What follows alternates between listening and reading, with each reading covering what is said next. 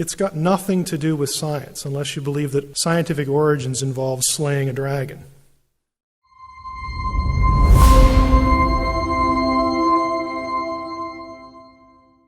In the 1920s, late 1920s, 1930s, there was a place known as Ugarit. It's in ancient Syria. It was an old city-state. It was destroyed around 1200 BC. And that's really secure because there are literally tablets that come from Ugarit that were taken out of the ovens by archaeologists that say, the enemy's coming to get us, we're all going to die. I mean, they're still in the oven. So it's pretty secure that, yeah, we kind of know when they were destroyed. It's kind of like Pompeii in that respect. Just you got like a snapshot in time.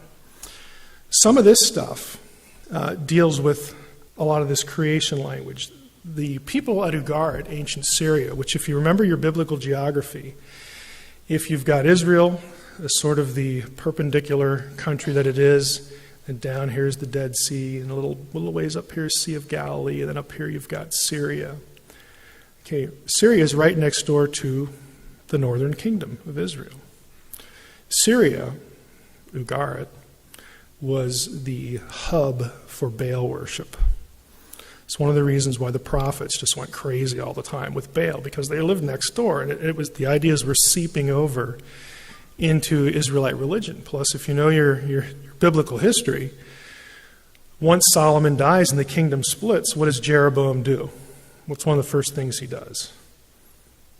His people say, well, this was really a great idea, Jeroboam. Okay, we didn't want taxes, and we've seceded from the union now, and there's 10 tribes here, and we're doing our own thing, but you left out one detail, the temples in the other territory. So, what do? We're supposed to go down there a few times a year to worship, and we've got all these festivals. Did you overlook that? And so Jeroboam's answer is, yeah, I kind of did overlook that. His solution is, well, we'll just have our own temple up here. We'll just make our own centers of worship, because he didn't want people going down to the south because they might defect. He might lose them. And they start their own system of worship. And it's filled with Baalism, because those are their neighbors. This is where Elijah has the famous confrontation. Choose you today which God you're going to serve. That happens in the north at Carmel.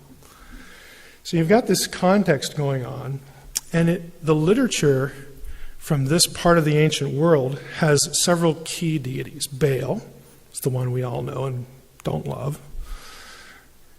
There's another one named Yam, which is the word for sea. Nahar is river. There's Tanun, which is a dragon. Litanu, which is also a sea dragon. In Ugaritic thinking, their creation thinking, again, the sea, Yam, was the force of chaos and had to be defeated.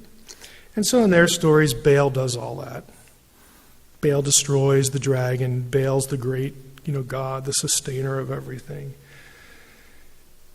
He supposedly dies and then comes back from the dead, and, but there's a big debate over that. But he's the guy.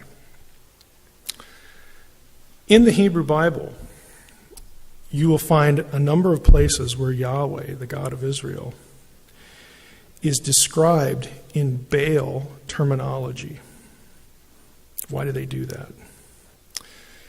Because the biblical writer wants it to be clear to his readers that no, it isn't Baal who did this or that great thing.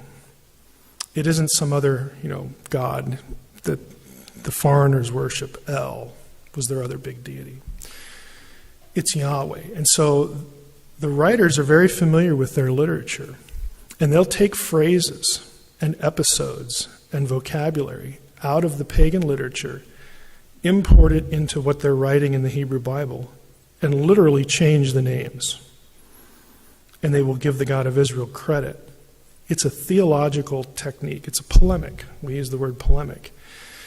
If we could pretend to ourselves, if we didn't have a Bible, try to pretend we don't have a Bible, and we're sitting here and we don't like the powers that be, the authority figures, whether they be religious or political, and somehow we're sure that God is leading us to produce our own record, our own theological correction of what we should believe.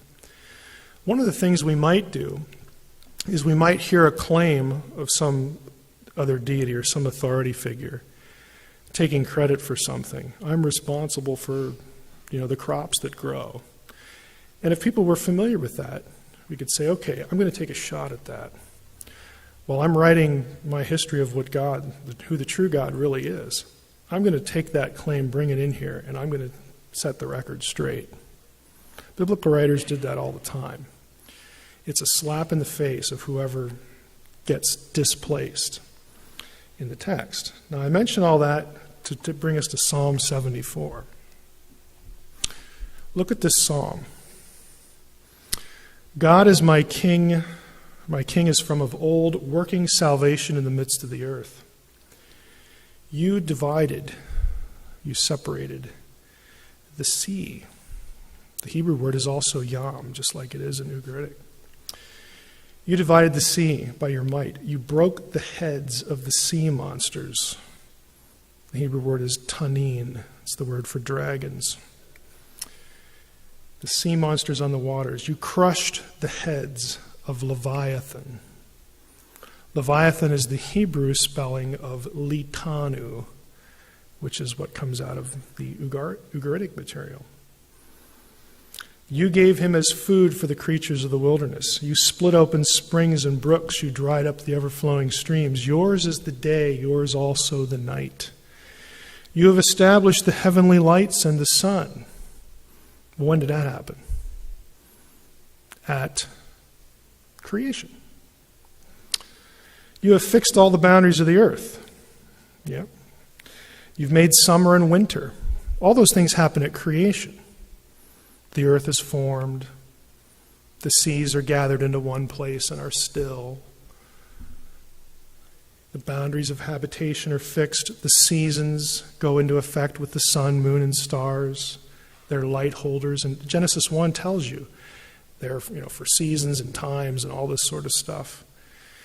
This is a creation text. But it doesn't sound anything like, in some places, like Genesis 1. But it's communicating the same idea. Who brought everything into existence?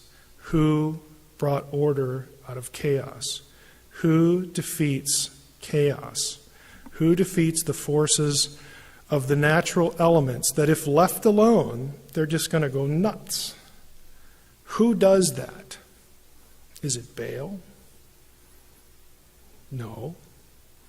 It's yet God my king from of old. It's the God of Israel.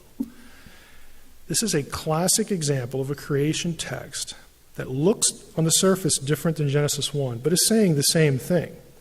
It's got nothing to do with science unless you believe that scientific origins involve slaying a dragon. Okay, there are no mythological dragons. Okay, that isn't how the world came to be. A dragon dies somewhere in the sea. Okay, we know this.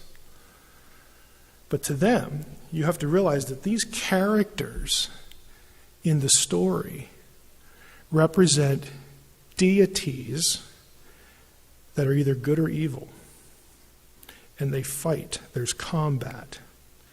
And the Mesopotamians say 1-1, Marduk won. And he thank goodness he won, because we have an orderly world now that we can experience and live in.